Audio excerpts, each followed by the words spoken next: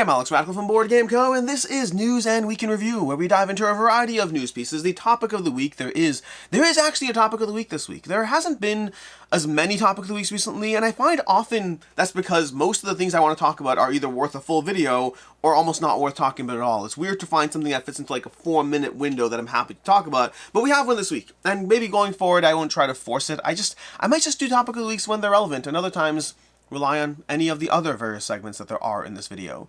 Speaking of which, there's the news, the topic of the week, the games I played, and of course the videos of the week. And this week we also have a sponsor of the week. And the sponsor is going to be MTE Games. If you go ahead and check out Train Rush. Train Rush is over on GameFound. It's an active campaign. You can back it now. And in Train Rush, players jump into the roles of faction leaders, fighting for influence in 3 prospering regions within the states of Ravenshire, New Avalon, and Celestia to profit on rail transport of goods and resources. It's a heavy euro with limited randomness, combining action drafting, area majority, resource management, and of course the management of your train as players compete for the most lucrative contracts and seek to dominate the market and ultimately win the game. The game is available to back over on GameFound, and I'll have the link down below. Please go ahead and use that to make sure that they know I sent you. And with that, let's go ahead and dive into it, starting off with our news. Specifically, Brandon Sanderson will bring his next project to Kickstarter competitor Backerkit. Now, this is big news for Backerkit over here. Backerkit in general, there's a whole article over on Polygon. You can go ahead and go through it, talking about the Backerkit, the platform, all of that stuff. But effectively, between Kamon joining GameFound and then Brandon Sanderson taking his next project to Backerkit after having the most successful Kickstarter campaign of all time, this is a big deal. I mean, for Backerkit, for Kickstarter, they have to be scrambling in some way, shape, or form. What does it actually mean? How will they respond? I got nothing. I have no clue how they'll respond. I have no clue what they could do. I don't know any of this stuff. All I really know is it's not great for... I mean, they are... I don't know. It's just an interesting conversation because at the end of the day, the sheer volume of funding on Kickstarter is huge. This is not like a conversation of having a Titan collapse. That's not what's happening at all. It's just a Titan that had previously had 98% of the market share is dropping more and more and more, and there'll still be a Titan in this industry in terms of both in tabletop crowdfunding and in crowdfunding in general. They will absolutely be a Titan. But as far as cracks are definitely showing. So, yeah, Brandon Sanderson coming to Backerkit. We also have over on GameFound, we have The Dead Keep coming to you for pre-order. This is going to be Kamon doing another pre-order, so again, make sure when you see this is a weird one because I don't even know at this point. What is the difference between a pre-order and crowdfunding? Because at this point, we now have a coming soon pre-order on GameFound for Kamon for The Dead Keep, which means like last week I said, hey, by the way, we have this Marvel RPG. Make sure you go ahead and actually back it if you want, or pre-order it if you want, because it's currently available. You don't just want to follow the page. And now we have a pre-order that is not yet available. So now even though it says pre-order, you can't pre-order. This is like a lot of things as far as trying to figure out the user interface of GameFound. And I recognize I work for GameFound. I will say, I guess, insider information type stuff. The whole pre-order stuff is a lot of faster development than we would normally have for our cycle. So some of the stuff is what it is, but hopefully it'll be improved, because right now that same pre-order button either on one campaign is an actual call to action, and on another campaign is a nothing yet, because you can't. Actually, I didn't even click on it. Can you pre-order it yet?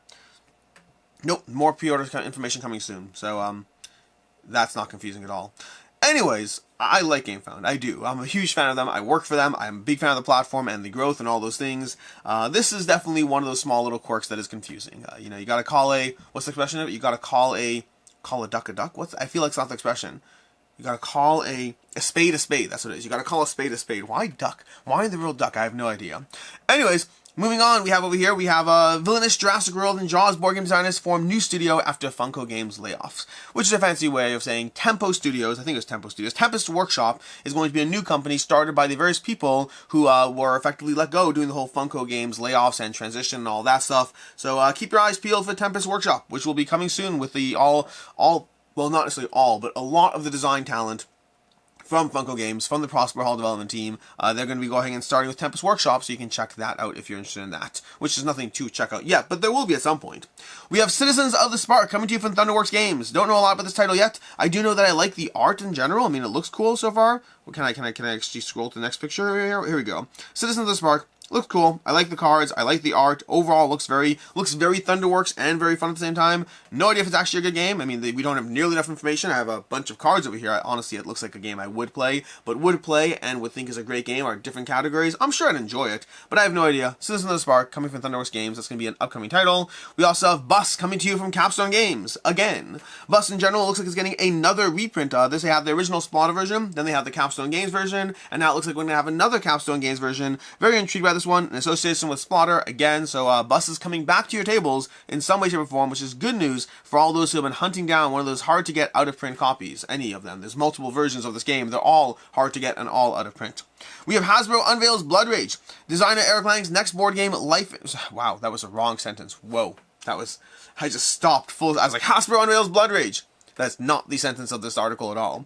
Hasbro unveils Blood Rage designer Eric Lang's next board game, Life in Reterra, which is basically a way of saying, hey, Blood Rage, Eric Lang, if those things catch your eye, or Hasbro, those should all catch your eye. And here we have Life in Reterra, which is a tile-laying, like, King Domino game, supposedly with far more replayability. This is going to be the game you're looking at over here. The picture's loading a little slowly over here. So you can see the King Domino elements as far as going on here, although supposedly more going on to it. So King Domino Plus, think of it that way. It's weird because I'm both interested in this personally while also being a little uncertain of the target audience. I feel like King Domino is targeting a very specific, incredibly casual gamer, and I think this already just looks like levels above that.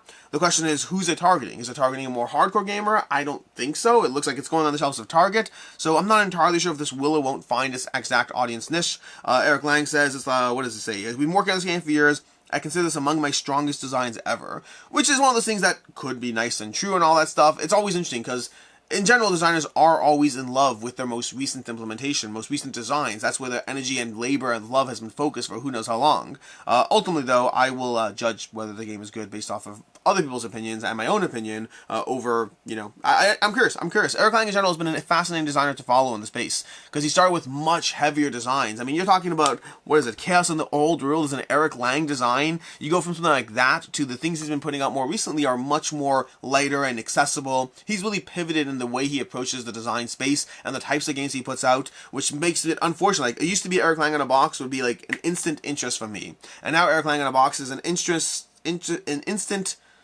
wanting to find out more to see if it's interesting for me. So not exactly the same level, and there's not in any way a critique. It's a nature of just his design space used to be where I like to play, and his design space shifted to where I'm less certain if I want to play. That it's still for someone, it's still the right audience. That audience shifted away from me, though, to some extent. So we'll see. Life in Reterra. Go ahead and find it at Target for $30.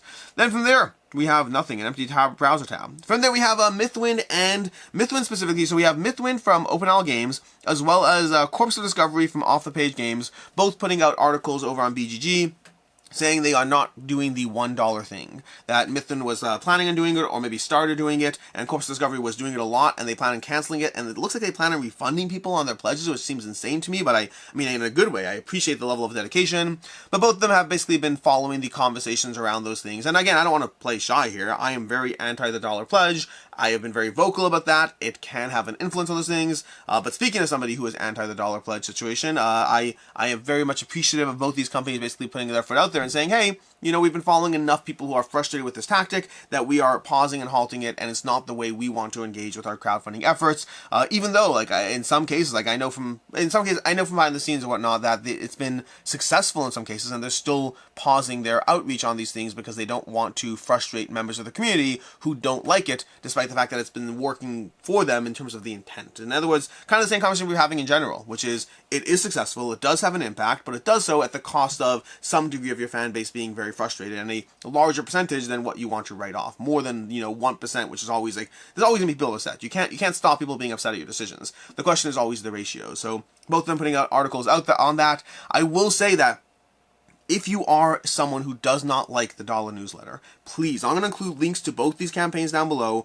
Please, please, please, if you are someone who does not like the dollar newsletter, go and follow these projects and consider supporting these projects. It is one of those things where, like, at the end of the day, if you are against a practice in the crowdfunding space and a company steps up and says, hey, we're not going to do this, show them you appreciate it. Show them that, like, hey, by the way, I wasn't sure if I was or wasn't. Leave a comment. Go to these blog posts, these BGG posts. I'll leave them down below. If you are someone who's considering backing this, especially if you weren't before, especially because of this news, if you were like, hey, maybe I was going to get it at retail, or maybe I was just like, save my money money, but now I'm actually willing to go ahead and back it. By all means, let them know that their actions have an effect. If you want to impact change in the world, you can't just yell and scream at the clouds. You also have to be appreciative and grateful when people listen to your screaming.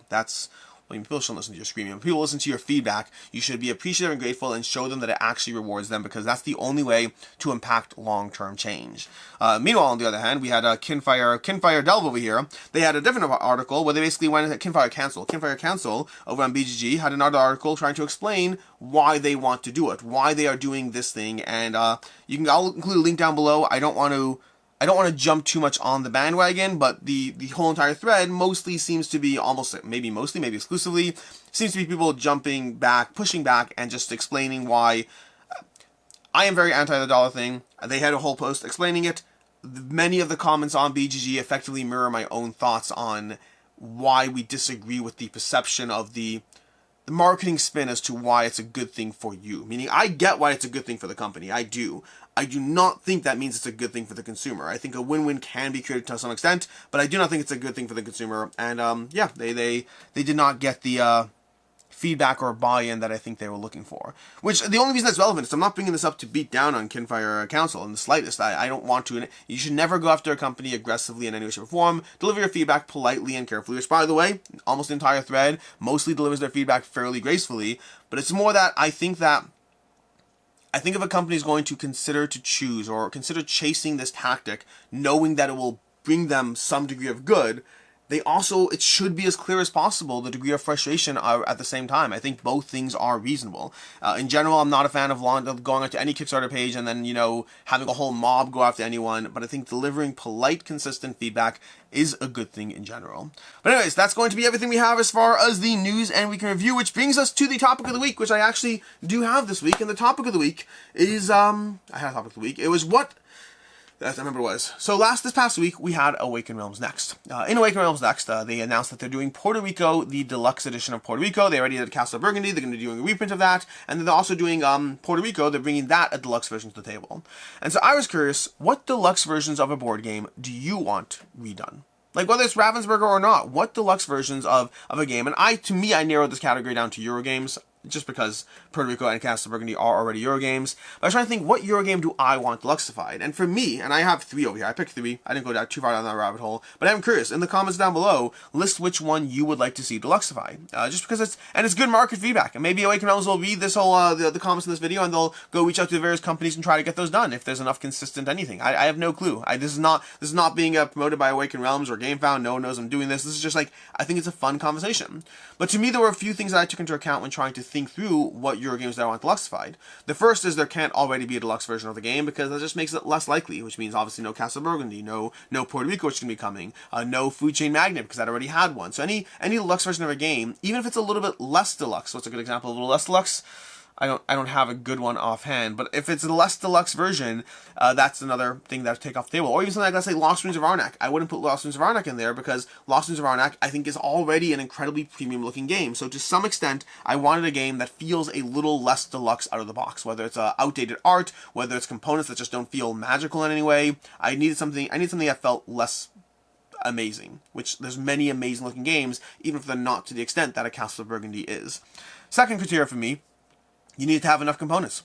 So, for example, Seven Wonders is a game that I think in some way could benefit from deluxifications, but it's a card-driven game. The whole thing is cards. It's cards, player boards, and then money. Like, how much could you really do with that game? You could replace the money with metal coins. Great. The cards are still going to be cards. I mean, unless you're changing the art, which I don't think is enough to consider that. And then you can have player boards that I just don't think there's enough you can do with Seven Wonders. Now, maybe if you're including all the expansions, maybe, but that just makes it less of an appealing thing. So those are my kind of criteria for trying to include something. And to that end, I came up with 3 games that I would love to see deluxified, and I could see them being decent candidates for deluxification. Not necessarily perfect ones, but decent ones. And in ranking of what I think I want the most, from least to most, we have Lords of Waterdeep would be number 3. I think Lords of Waterdeep is an older title that could benefit from that degree of, I don't see Awaken Realms working with WizKids in this one. I just don't see that happening. But I think it'd be very cool to have Lords of Waterdeep redone with completely new art, new presentation, new board, new pieces, new tiles for I don't know, maybe that one, it could be, honestly, it's a very card and tile driven game. I do wonder, in hindsight, I'm wondering if there's even enough there. I think there's enough to kind of do it, but I think it's, especially if you bundle the expansion in as well, it's not going to be the best deluxification, but I do think there's enough there to deluxify, so Lords of Waterdeep would be one of them. Next up, we have Keyflower, which I think is a fantastic game. In the top 100 games of all time, just barely. In fact, all 3 of these are in the top 100. But Keyflower is a game that just, I think the look of the game is terrible. I think the components are and I think it could really benefit from a strong deluxification. I don't know if the demand for that game is there. I mean, you look at games like Castle of Burgundy and Puerto Rico, and they have hundreds of thousands of people who own them. I don't know if we have that level of volume with a game like Keyflower. Lords of Waterdeep, I think we probably do. But Keyflower, I'd love to see that one. I'd love to see that one completely deluxified and redone. I think it would be a fantastic game to have on your table, and it's an incredible experience. If you haven't played Keyflower, it's so good. And the last one, and the one I think I'd most want, which I think could really do well from a deluxification, would be Concordia by Backerkit. I think that game could have so much done to it. I've already blinged out my copy to the nth degree, but I think that kind of blinging out could be really well done. And again, new art. I don't know. I mean, I like the art. I do like the art of these games. All these games. I don't know. Keyflower, I don't like the art. But Lords of Waterdeep and Concordia, I do like the art. I just think they could do different. Lords of Waterdeep, I'm more interested. Concordia, I actually really do. I think the look is very, very good. So I kind of actually do want the art of Concordia. Just deluxify the rest of it. Although they probably would tweak the art. So now I'm not sure anymore. I was really excited about it up until a minute ago. Now I'm less certain. Anyways, that's basically the 3 games I have picked out. Let me know in the comments down below which one you picked out. Obviously, ignore any Stefan Feld title, or almost any Stefan Feld title, because between Castle Burgundy and everything Queen Games is doing, I think that those are all covered. I think Le Havre was one I considered, but I do think Le Havre is already pretty decent production. It could be done better, of course, but I no complaints against it, especially if you have those Bakelite tiles, which aren't really part of the game, so I guess that's not really a fair comparison. Anyways, those are my 3 picks for games that I would want to see deluxified. Whether it's Awaken Realms or some other company, whoever it is, I would love to see those brought to a higher degree of production and brought back to your table and the public eye. Not that those games are lacking in the public eye, so never mind, just the table part. Anyways, that's what I have. Which brings us to the week in review, starting off with the games I played. As usual, this is a smattering of the games I played, just a few games I want to talk about, starting off with Sky Team. I've been slowly going through all the Sky Team scenarios. Sky Team's an interesting game. I like Sky Team. I don't think I'm in love with it the way a lot of people in the board game space are, but I definitely enjoy it and appreciate it, and I've been having fun going through the scenarios in more of a progression. When I originally dove into the game, I kind of hopped around a bit because I wanted to make sure that I had a lot of, when I was reviewing it, I wanted to make sure I'd play the game at all the different levels, and now I'm doing it much more procedurally. I'm going through every single one, as opposed to being like, hey, I want a couple of starter, a couple of medium, a couple of hard, all that. Now I'm just really trying to make sure that I just go through every single possible scenario. I've been having fun doing so. Some of them can be really challenging. I do disagree with some of the ratings of them. Some of the medium ones I think are much harder than some of the harder ones I've played, but I'm still enjoying going through Sky Team. I don't think it's a forever game for me, but I think it's a game that might be in my collection for several years. Well, at least a year. Probably, maybe. I'm enjoying it. I'm having fun. I'm having fun going through it. I'm curious what the replay value of it is. Like, do I want to consistently replay the same scenarios once I've done them all?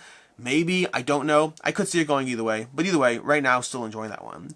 We have Ark Nova. I managed to table Ark Nova again. It's been a while since the last time I played it. At this point, I might start moving into review on this one. Ark Nova is a game that I've played, I played it when I first got it. Then I played it, 4 months later, and then I played it 4 months later, and now I played it I think this is my 4th play at this point. So at this point, I feel like I could give it a review. It's just one of those games that every time I played it, I was like, I want to play a little more. Even now, I'm like, I want to play it more before deciding, because there'll be a review at some point. I will be getting into Ark Nova at some point. I both appreciate the game and still am not as in love with the game. So there's my review. You can enjoy that. Or you can watch the full video where I go into the whys and hows and where I am in it. I think it is brilliant. It's very well done. For some reason, it hasn't captured my imagination the way Terraforming Mars has. And again, there's always going to be a category of people that are like, why are you comparing those games? And other people who are like, yeah, this is why you're comparing those games. Whichever camp you fall into, I like Ark Nova. I enjoy it. But I'm also not quite as enraptured as I am with other game systems that are similar to it. And then lastly, Hickory Dickory. Hickory Dickory from Plaid Hat Games. Plaid Hat, yeah. I had a chance to play this one. I will not be playing it again or reviewing it because I'm not playing it again. I will not be reviewing it. I try to only review games that I play multiple times. But I thought Hickory Dickory, and it's not terrible. It's not a terrible game at all. It's a game that I played someone else's copy, and he offered to lend it to me so I could review it, and I was like, I'm just not going to bother diving into it more. But I think Hickory Dickory is a fine game. I have no real complaints against it. My biggest issue with it is it kind of, to me, felt like the depth of the game versus the game time really outstayed its welcome. It's a little game where you're moving mice around on a clock and trying to gather various things, and the system of the game is it's a lot of delayed gratification, but the whole game feels like delayed. I didn't feel like there's a lot of hey, I'm taking a really cool turn. To me, Hickory Dickory was a lot of planning for the future. The whole game felt like planning for the future, and it just felt long. It wasn't that long, but it felt long, and I don't think I got enough out of it. It's not a bad game. If you were looking for a rating on this one, would I give it a 3 even? I think I'd give it a 3. I think so. I think so. It's hard to say like between a 2.5 and a 3, but I don't think I really mind it. I think I'd give it a 3 out of 5 instinctively. But again, that's a rating. That's a rating based off of one play. So take it with a healthy grain of salt. There's a reason it's not getting a full dedicated review. Opinions can definitely change after one play, but you also have to give it a chance to change, and I don't think I'll be doing so with Hickory Dickory. It's fine. I just wasn't overly impressed by it. And that's what we have for the games I played, which brings us to the week in review, starting off with this past Saturday. This past Saturday, I covered Forgeflame. I reviewed Forgeflame, its current game on Kickstarter. That's another one I gave a 3 out of 5. I think Forgeflame is fine. To me, it didn't capture my attention. It was a lighter experience, which may well work well for others, but to me, it was a little too light. I just think there's so many light games out there. This one was beautifully produced. Beautiful productions, which is generally true for our Lord Raccoon games, but ultimately didn't capture me enough. Then we have later on Saturday, I did an Agemonia playthrough that continues diving through of Agemonia. This was playthrough number 3, in case you're interested in watching through that. This is the final tutorial before we dive into the full mechanics of everything. Although it's the most part, outside of the city phase, this is everything you need to see. The next gameplay up is going to be diving into the full city phase and the full interactions, and actually had a lot of fun with the next gameplay, so you can check that out if you're interested in following that journey along. Then on Sunday we had a few things. We had a Where Are They Now for the month of February, diving into the various games I covered in the past several years of February's, just going through, again, the usual assortment, going through 5 years of February's, talking about how things have changed or not changed over time. Later on Sunday, we had a deluxeification video. This is, again, Meg took over the deluxeification series. She's done it once before. She might be doing it again, but just going through the various deluxeified things on the table, from the button shy bag to a bunch of WizKids dragons and an assortment of other goodies along those lines, including Wormstand tokens. There were some like Wormstand deluxe bits from Tinkertown Games. They're absolutely beautiful. Highly recommend checking out the stuff they have. Oh my gosh, wait for the next video. The next video has like my favorite tokens from them. They're insane, but you have to wait like another 3-4 weeks to go ahead and see that.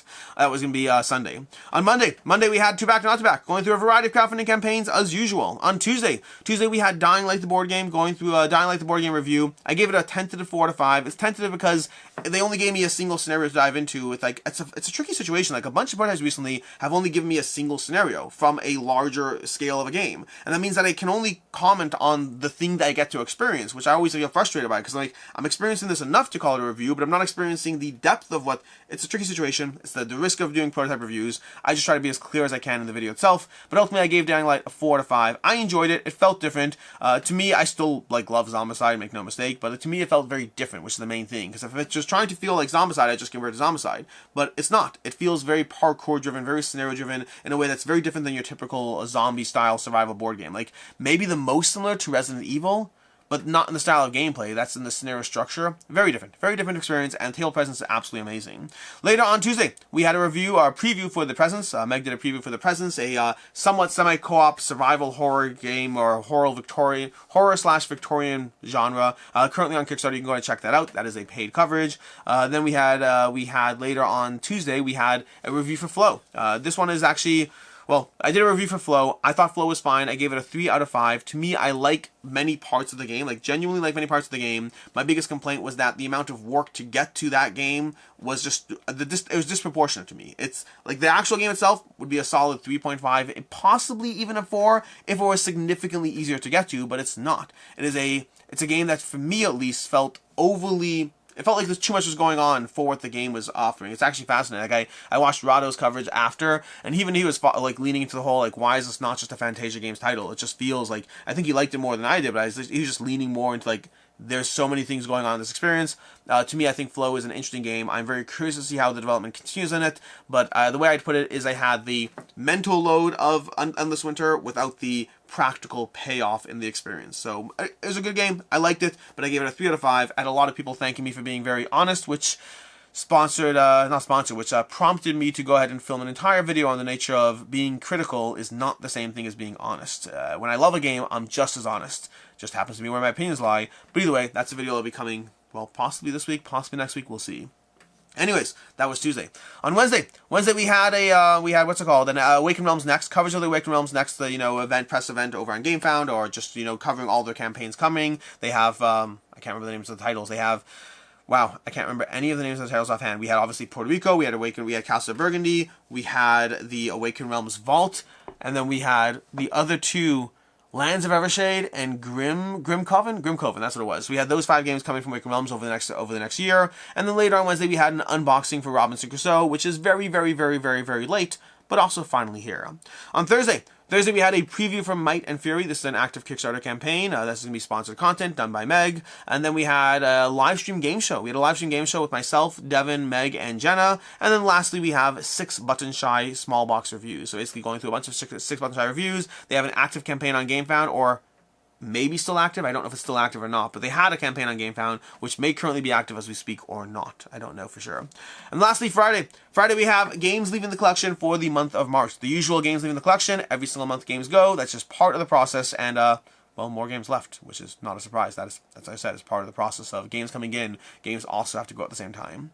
Which brings us today. Today we have a few things. We have a review going up for War Chest. Probably. I think I've said this review is going up like 17 times, and then every single week at the last minute it gets rearranged. So we'll see what happens. I probably have a review going up for War Chest. Maybe I don't. We also have a preview video going up for Train Rush. That's going to be an active campaign over on GameFound. That'll be a sponsored preview video. And then next week we have a few things going up. We're going to have a video on the dollar pledges. I did a second follow-up video on the whole dollar pledge conversation, or the dollar newsletter follow conversation, giving more thoughts for pros and cons, better or worse, more clarification. Basically, since the last video I've done, I've had a lot of meetings with a variety of creators, and I decided it would be a good time to go ahead and do another follow-up video talking about the things I've learned and my updated opinion, which is still negative. I still don't like it, but trying to be a bit more covering both sides of the conversation. Then also, I should have a video going up on Monday. Monday will not have a 2-back or not to back. I will be out at Gamma this entire week, which means instead we're going to have a most overdue Kickstarters video. So the most overdue the most overdue crowdfunding campaigns, not just Kickstarters, GameFound too, most overdue crowdfunding campaigns in my collection, or I guess not in my collection as it were. That's a video I did. I've done it twice now, so it's now my March tradition apparently to go ahead and look at all the outdated crowdfunding campaigns and see where they are or aren't in their journey. The criteria is any campaign that has to be at least a year late. Not a year from when it backed, but a year overdue, which that means you're late. That means you're really, really late. Anyways, as far as the games on the table, I have a lighter set today. I specifically don't have review copies going on here. Well, I guess Mythwind I probably will be reviewing at some point. But basically, I have like I said, I'm going to be at Gamma the entire next week, so I just have all the games I'm playing with my kids this weekend before I miss them for like 5 days. But we have Star Wars Unlimited, which I hope to be playing through with my son. We have Trio, which is our weekly tradition at this point. We just play Trio every single week.